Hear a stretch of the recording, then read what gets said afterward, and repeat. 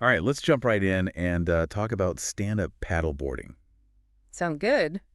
I've seen it around. Looks pretty fun, but It is. seems kind of tricky. Well, there's definitely a learning curve, like anything new. But once you get the hang of it, Oh, yeah, it's a blast. Great exercise, too, and you can really. so where do you even begin? If I'm like totally new to this, Yeah. what are the first things I should focus on? Well, you got to start with the basics, right? Uh, Stance, posture, how to hold that paddle. right, right. The fundamentals. Break it down for me. Okay, so imagine you're on a surfboard, feet about shoulder width apart, little bend in the knees, loosen up. Okay, no stiff legs. Exactly. You want a nice stable base. And then posture is super important too. Engage those core muscles, back straight, like you're trying to touch your belly button to your spine. Okay. I can feel my abs working already just thinking about it. Yeah. You'll definitely feel it. But good posture helps with balance and keeps your back from getting strained. Then there's the paddle grip. Hold the top with one hand, lower down on the shaft with the other, about shoulder width apart. All right, stance, posture, grip. Check. But how do I actually make this thing move? What's the secret sauce? The forward stroke. Think of the paddle as an extension of your body. Plant the blade near your feet and pull it back alongside the board. Really engage those core muscles. So it's not just an arm workout. Oh no, it's a full body. Think legs, core, back. You're using everything. Interesting. Okay, so I'm moving forward. How do I turn this thing? Is it like leaning like on a skateboard? Not quite. You use different strokes. For a gentle turn, try the sweep stroke, like drawing a wide arc with your paddle on one side. Okay, sweep stroke for a smooth turn. Got it. And if you need to make a quick turn, that's where the pivot turn comes in. Shift your weight back, lift the nose of the board a bit, and then sweep the paddle the way you want to go. Pivot turn. Sounds fancy. Yeah, it's a little more advanced, but once you get it down, it's pretty intuitive. All right, so we've got the basics down. Yeah. But what about taking it to the next level? What are some things I can work on to really refine my paddling? So you want to move from just paddling to paddling well. Exactly. Think about efficiency and power, how to get the most out of every movement. Like with that forward stroke, as you progress, you want to engage your hips and torso even more. More power. I like where this is going. Yep, you're maximizing your effort with each stroke.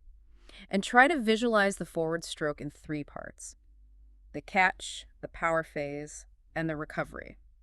Break it down for me. What should I be thinking about in each of those phases? So the catch is all about planting the blade firmly in the water. Then comes the power phase. That's where you drive the board forward using those core muscles and body weight. And finally, the recovery, lifting the blades smoothly and getting ready for the next stroke. So it's all about smooth transitions between each phase. Exactly. The smoother those transitions, the better your paddling is going to be. Makes sense. Like a dancer. Smooth and flowing rather than like a robot. That's a great analogy. And another thing to play with is stance variations. Once you're comfortable with the basic stance, you can experiment with different foot positions to enhance stability or maneuverability. Like a martial arts stance, but for paddleboarding. Yeah, kinda. Like a slightly staggered stance can give you more stability in choppy water, I love it. Okay, so let's say I've got the basics. I'm feeling pretty good. What about those people I see like racing and stuff? What kind of advanced moves are they pulling? Oh, there's a whole world of advanced techniques.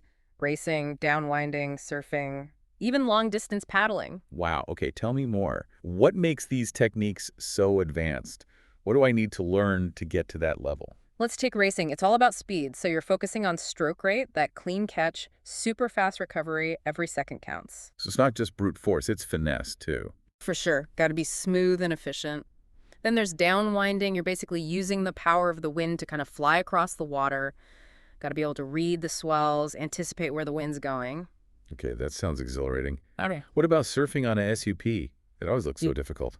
Oh, it definitely has its challenges. Balance and timing are key. And strength, I bet. Yeah, you need upper body strength, too, to paddle into waves. What about those long-distance paddlers? They must have incredible endurance. They do. It's not just physical, though. It's mental, too. Knowing how to navigate, pace yourself, manage your energy over long stretches. Wow, it's like a marathon on water. Exactly. That's impressive. Okay, before we go any further, we have to talk gear. What do I absolutely need to get started with paddleboarding? Well, besides the obvious, the board and the paddle, there's a few things you shouldn't hit the water without. All right, safety first. What's on the must-have list? A PFD or personal flotation device. Safety first, make sure it fits you right, and it's Coast Guard approved. And you'll need a leash to connect you to the board. That way, if you fall off, it doesn't drift away. Makes sense. Wouldn't want to be swimming after my board. Nope. And dress appropriately for the water temperature, not the air temperature. So wetsuits, dry suits, think about the conditions. Right. Being out on the water can get chilly, even on a warm day. Definitely.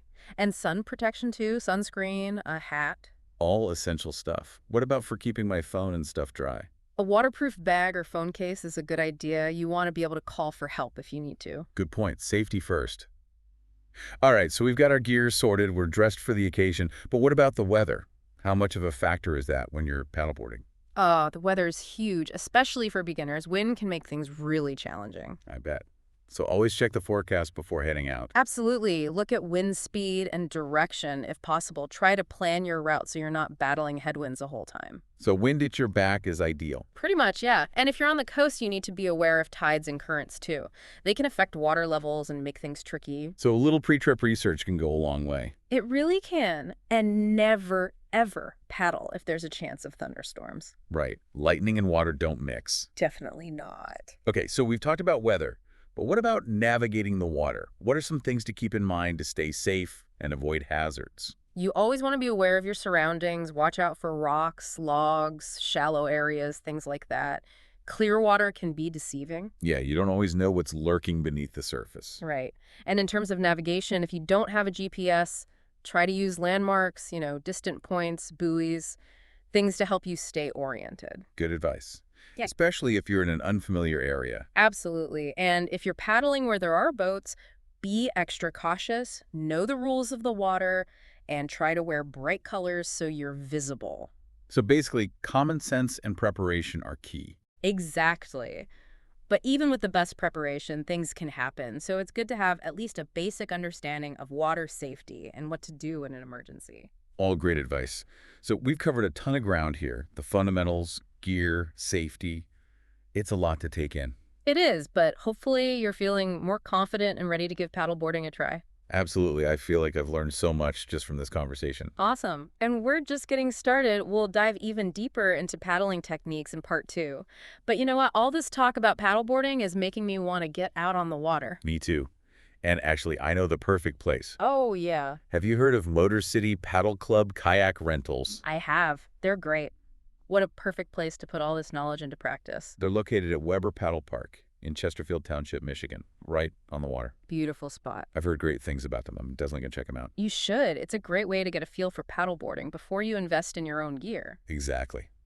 Maybe we'll even see you out there. I'd love that. But first, let's dive back into part 2 of this deep dive. We'll really break down those paddling techniques and help you master your skills on the water. Sounds good to me. Stay tuned for part 2 of our paddleboarding deep dive. Welcome back. Ready for more paddleboarding talk? You bet. Last time, we covered the basics, like getting started and all the gear. Yeah, we laid the groundwork. So now I'm ready to level up my skills.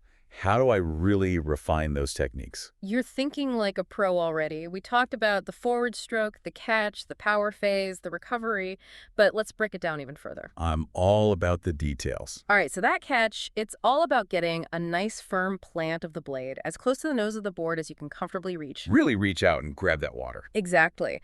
Then smooth transition into the power phase. Pull yourself forward using your core and body weight. Like I'm almost pulling the board to my hands. Yeah, think about that. And really feel those legs engage too. It's almost like a subtle lunge with each stroke. Whoa, I never thought of it that way. Engaging those big muscles. It makes a huge difference in the power you generate. Then comes the recovery, lifting the blade out of the water. Keep it smooth and efficient. No splashing around. Right. Slice the blade out close to the board and feather it back to the starting position. Feather it. You mentioned that before. What does that actually mean? So you're basically turning the blade parallel to the water as you bring it forward, reduces wind resistance, makes the recovery smoother. Think of it like a knife cutting through the air. Okay, that makes sense. So, reach, plant, pull, slice, and feather. Got it. But are there any common mistakes people make with the forward stroke, things I should watch out for? Definitely. One thing is paddling too far back. You want to finish that power phase when the paddle's about in line with your feet. Anything more actually slows you down. Interesting. It's about finding that sweet spot. Yep, gotta find that perfect point. Another mistake is bending at the waist instead of engaging your core. You'll strain your back and lose power. Right. Core engaged, back straight. Got it. It's Yeah. all starting to click now. Practice makes perfect. Now let's switch gears, talk about turns. We covered sweep strokes and pivot turns, but there are a couple more you can add to your repertoire. Ooh, Sarah. The draw stroke and the crossbow turn.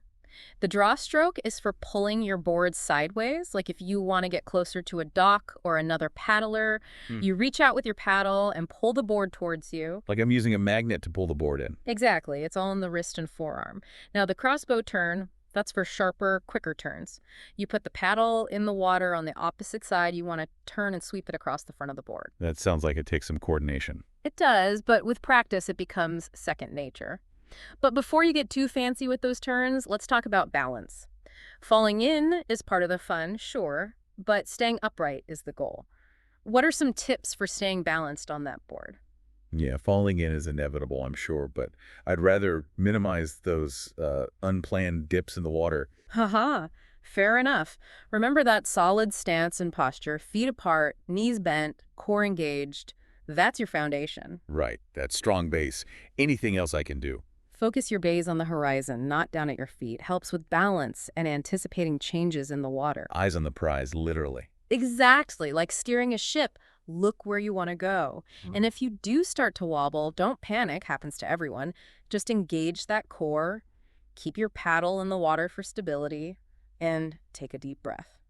Deep breaths, always good advice. For sure, the more you practice, the more comfortable you'll become. Makes sense. I'm already feeling more confident just thinking about all these techniques. Visualization is a powerful tool, but of course there's nothing like actually getting out on the water. I know, I can't wait to try it all out.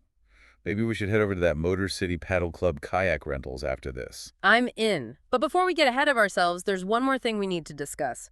Where to paddleboard. Right, we've got the technique, the gear, but now we need to find the perfect spot to put it all into practice. And there are so many amazing places to choose from. Stay tuned for part 3, where we'll dive into the world of paddleboarding destinations and help you find your perfect spot. Okay, so we've talked technique, we've covered gear. Now the big question, where do we actually go paddleboarding? Right. The world is your oyster when it comes to paddleboarding spots. You've got lakes, rivers, the ocean. So many choices, it's almost overwhelming.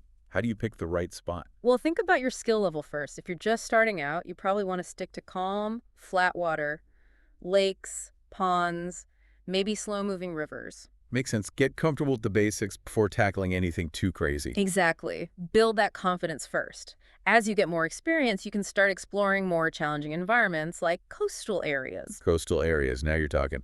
Waves, currents, a bit more adventure. Definitely more adventurous, but also more risk. Safety is always paramount, but especially in coastal areas. Right, the ocean can be unpredictable. Exactly. Always check the marine forecast. Pay attention to wind, tides, currents. Be aware of hazards like rocks and reef. And boat traffic too, I imagine. Yes, definitely. Be visible and know the rules of the water. Got it. Safety first. Okay, so we've talked about lakes and coastal areas. What about rivers? How does paddleboarding on a river compare? Rivers are unique. The current adds a whole other dimension. You can paddle upstream for a workout or downstream for a more relaxed experience. So you can kind of customize the experience based on what you're looking for. Exactly. Just be mindful of the current strength. It can change quickly, especially after rain. Good point. And watch out for any obstacles in the water too. Right? Yes, absolutely. Logs, branches, things like that. Now let's go back to those tranquil lakes for a minute. Yeah, lakes seem like the perfect place to just unwind and enjoy the scenery. They are. Calm, glassy water, ideal for practicing yoga on your board or just taking in the beauty of nature. I can already picture it. The stillness, the reflections, the sounds of nature. So peaceful. It's a great way to escape the hustle and bustle, de-stress, connect with nature. I'm sold. Okay, so let's say I've chosen my environment, lake, river, ocean. How do I pick a specific spot? Are there any secret tips for finding those hidden gems? Research is key. Look online, check out guidebooks, talk to local paddlers. They'll know all the best spots. Oh, that's a great idea. Joining a local paddling group could be fun too. Absolutely. You'll meet like-minded people, learn from their experience, discover new places. I'm definitely going to look into that. Okay, last question before we wrap up. Do you have a personal favorite paddleboarding environment? That's a tough one. It's like choosing a favorite child. But I have to say, I'm partial to coastal areas. There's something about being out on the open ocean, feeling the power of the waves, the salt air. Mhm. It's invigorating. I get it. The ocean is a special kind of magic. It does. But no matter where you choose to paddle, remember to respect the environment, be aware of others, and most importantly, have fun. Couldn't have said it better myself. I'm feeling so inspired to grab a paddle and hit the water. And speaking of, I think I'm finally ready to try out that Motor City Paddle Club kayak rentals we talked about. Perfect timing. They're a great option, especially for beginners. They have a variety of boards to choose from, experienced instructors, and a beautiful location right on the water. Weber Paddle Park in Chesterfield Township, Michigan, right? That's the one. Mm-hmm. You can also check out their website, www.motorcitypaddleclub.com, to book your next adventure. Sounds like they have everything you need to get started. And who knows, maybe we'll see you out there on the water. I hope so. And to all our listeners, we hope you've enjoyed this deep dive into the world of paddleboarding. Now get out there, explore, and have fun. Happy paddling, everyone.